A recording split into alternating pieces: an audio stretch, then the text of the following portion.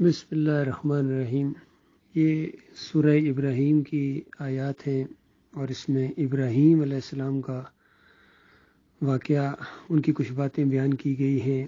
ابراہیم علیہ السلام کی داستان، ان کی سٹوری، ان کا قصہ ایک بہترین نمونہ ہے، اور اتنا بڑا نمونہ ہے کہ اللہ نے اپنے آخری رسول محمد صلی اللہ علیہ وآلہ وسلم اور آپ کے ساتھیوں صحابہ اکرام کو کہا کہ یہ ہے بہترین نمونہ، یعنی ابراہیم علیہ السلام کا اور ان کے ساتھیوں کا طریقہ اختیار کرو۔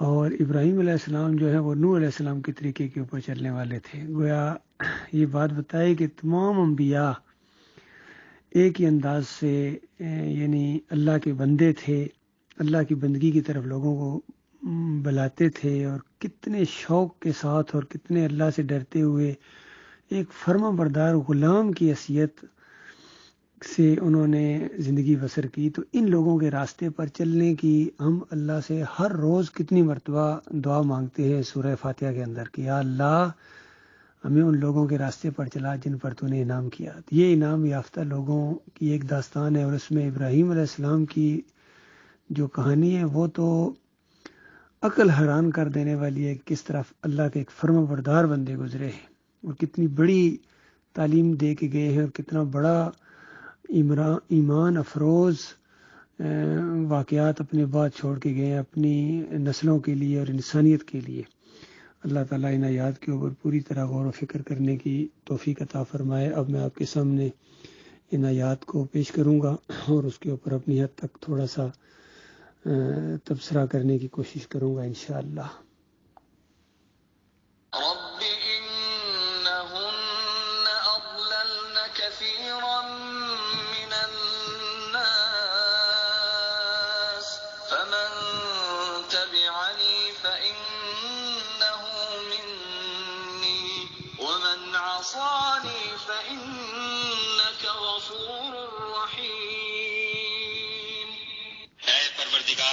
انہوں نے بہت سے لوگوں کو گمراہ کیا ہے، سو جس شخص نے میرا کہا مانا وہ میرا ہے، اور جس نے میری نافرمانی کی تو بخشنے والا مہربان ہے۔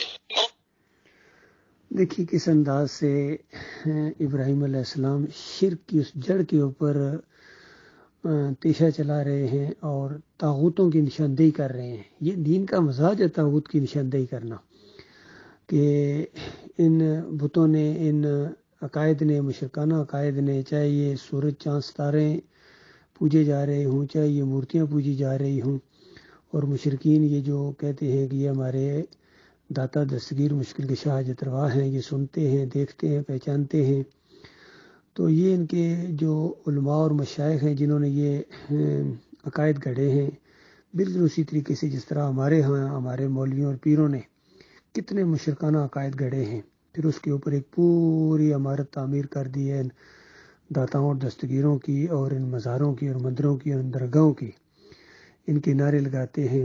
بڑے بڑے علماء ہیں، بڑے چوٹی کے علماء ہیں۔ آپ دیکھیے یہ خادم حسین رضوی ہو گئے، طاہر جمیل ہو گئے، طاہر القادری، فضل الرحمان، یہ آج کل کے دور کی میں بات کر رہا ہوں، اس سے پہلے بڑے بڑے گزرے ہیں، اعلیٰ حضرت اور ابو الاعلیٰ گزرے ہیں۔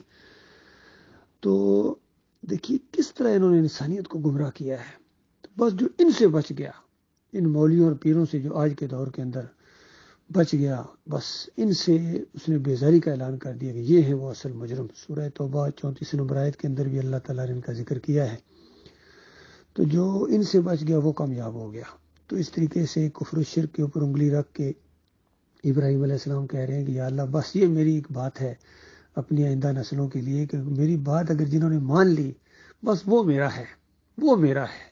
اللہ کی بندگی کا راستہ اختیار کرنے والا، اللہ کا فرما بردار، شرک کا دشمن، طاغوت کا رد کرنے والا، جو یہ انداز اختیار کر صرف وہ میرا ہے، بس وہ میرا رشتہ دار ہے، وہ میرا دوست ہے، وہ میرا خیر خواہ ہے، میں اس کا دوست ہوں۔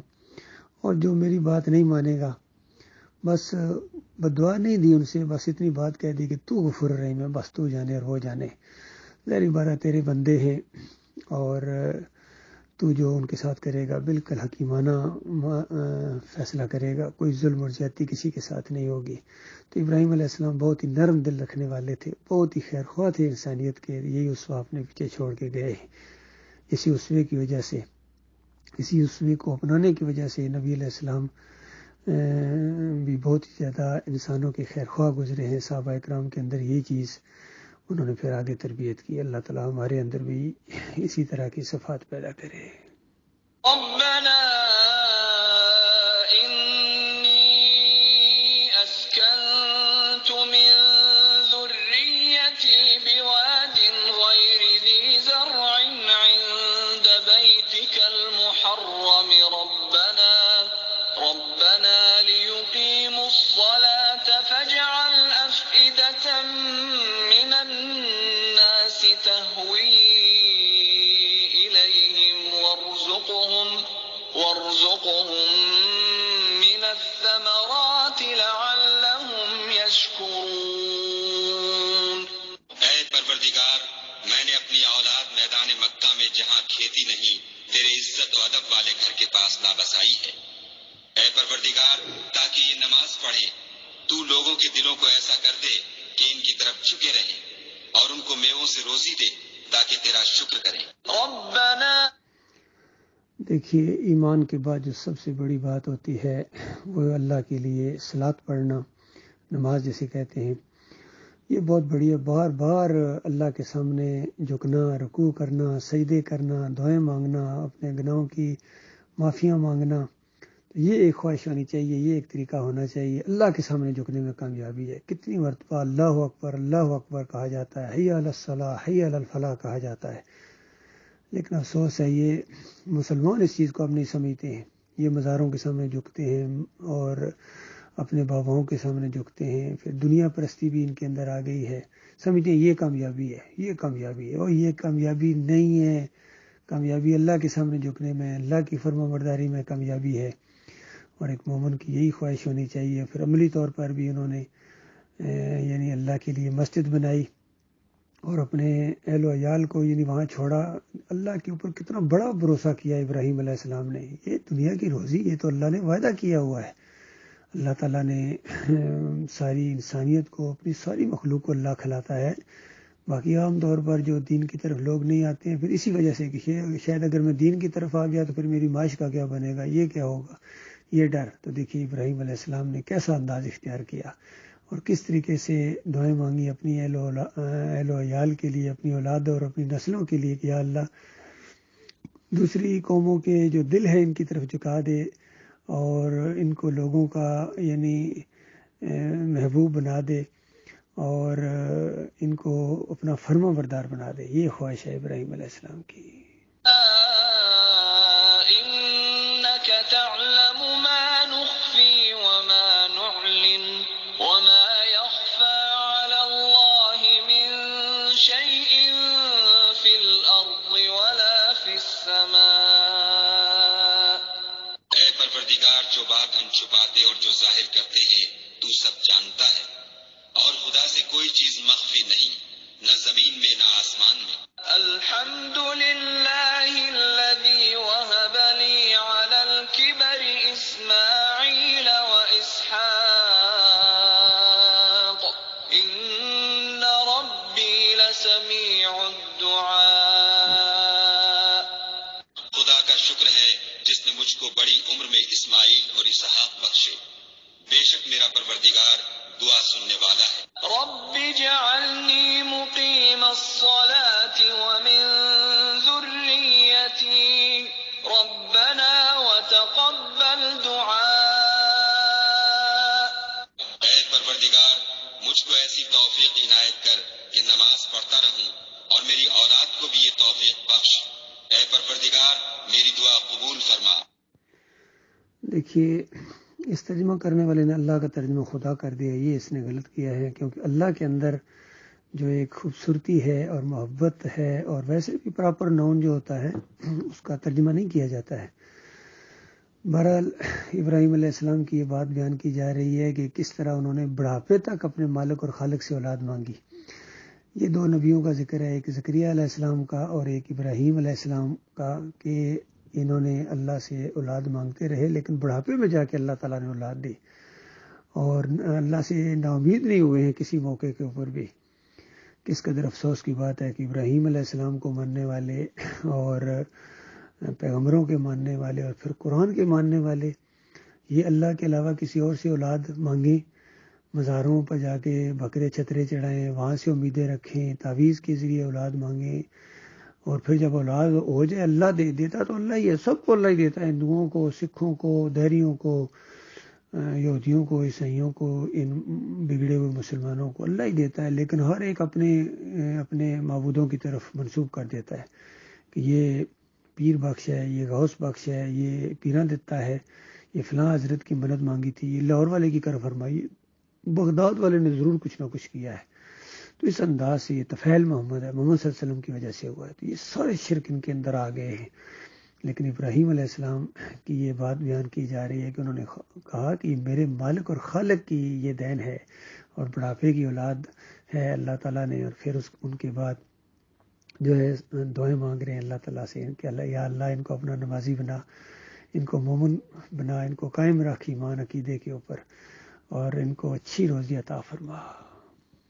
ربنا اغفر لي ولوالدي وللمؤمنين يوم يقوم الحساب۔ اے پروردگار، حساب کتاب کے دن مجھ کو اور میرے ماں باپ کو اور مومنوں کو مغفرت کیجو۔ دیکھیے سب سے بڑی بات ہے کامیابی جسے کہتے ہیں کہ اللہ تعالیٰ جس کو جہنم کی آگ سے بچا لے اور جنت میں داخل کر دے، وہ صحیح معنوں میں کامیاب ہے۔ آج ہمارے اندر اصل میں یہ دو چیزیں بالکل تقریباً ختم ہو گئی ہیں۔ کوئی لیڈر، نہ وہ مذہبی لیڈر، نہ سیاسی لیڈر، آخرت کا کوئی پورا تصور ہی نہیں ان کے اندر۔ جہنم بھی کوئی چیز ہے اس کو کبھی ڈراوا نہیں دیں گے، نہ گھروں کے اندر، نہ اسکولوں کے اندر، نہ مساجد میں، اور نہ جنت کی کوئی خوشخبری سنائیں گے، نہ جنت کے اوپر ان کو کوئی یقین نظر آتا ہے حقیقی معنوں میں کہ اللہ تعالیٰ نے کتنے بڑے وعدے کیے ہوئے ہیں۔ لیکن انبیاء کا یہ معاملہ ہے کہ ان کی ہمیشہ آخرت کے اوپر نظر ہوتی ہے، آخرت کی کامیابی کی دعائیں مانگتے ہیں اور ڈرے رہتے ہیں کہیں وہاں ہماری پکڑ نہ ہو جائے۔ یہی تعلیم دے کے جاتے ہیں اپنی اولاد کو۔ ولا تحسبن الله غافلا عما يعمل الظالمون انما يؤخرهم ليوم تشخص فيه الابصار۔ اور مومنوں مت خیال کرنا کہ یہ ظالم جو عمل کر رہے ہیں خدا ان سے بے خبر ہے، وہ ان کو اس دن تک مہلت دے رہا ہے جبکہ دہشت کے سبب آنکھیں کھلی کی کھلی رہ جائیں گی۔ مہطعین مقنعی رؤوسهم لا يرتد الیہم طرفهم وافئدتهم هواء۔ اور لوگ سر اٹھائے ہوئے میدان قیامت کی طرف دوڑ رہے ہوں گے، ان کی نگاہیں ان کی طرف لوٹ نہ سکیں گی اور ان کے دل مارے خوف کے ہوا ہو رہے ہوں گے۔